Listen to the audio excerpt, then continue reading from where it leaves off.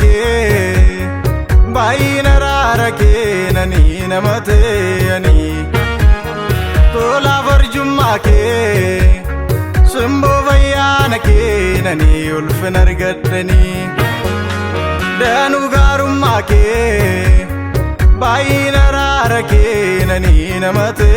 ani tola farjummaa kee simboo fayyaana kee nani ulfin argadhani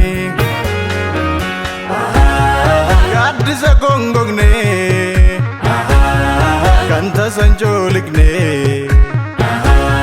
gaachanaaf da'oo koo naafte waaqayyoo koo gaaddisa gongogne kan tasan joolikne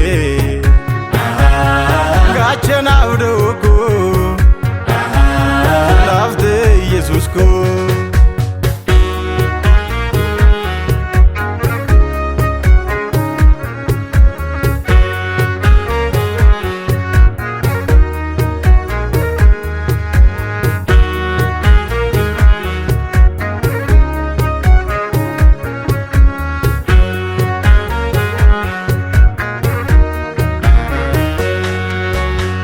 Manolee buluun sileellisa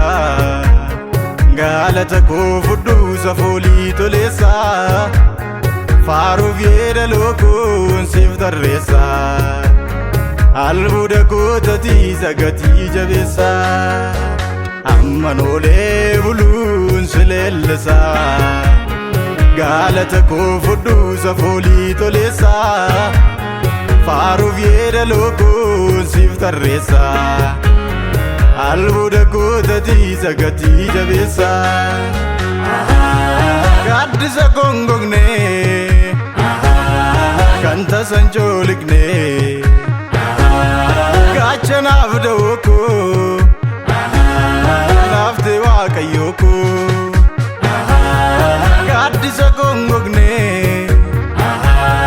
kan tasan joolikne gaachanaaf da'oo koo naafte Yesuus koo gaaddisa koo hin gogne kan tasan joolikne gaachanaaf da'oo koo naafte Yesuus koo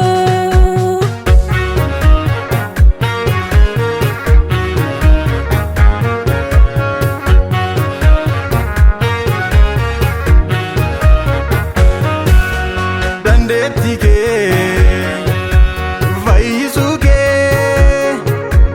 araara kee gooftummaa kee dandeettii kee fayyisuu kee araara kee gooftummaa kee labsuufi waamamuun koo labsuufi waamamuun koo isa daafitaan ba'umsi koo labsuufi waamamuun koo labsuufi waamamuun koo isa daafitaan ba'umsi koo labsuufi waamamuun koo labsuufi waamamuun koo isa daafitaan ba'umsi koo labsuufi waamamuun koo labsuufi waamamuun koo isa daafitaan ba'umsi koo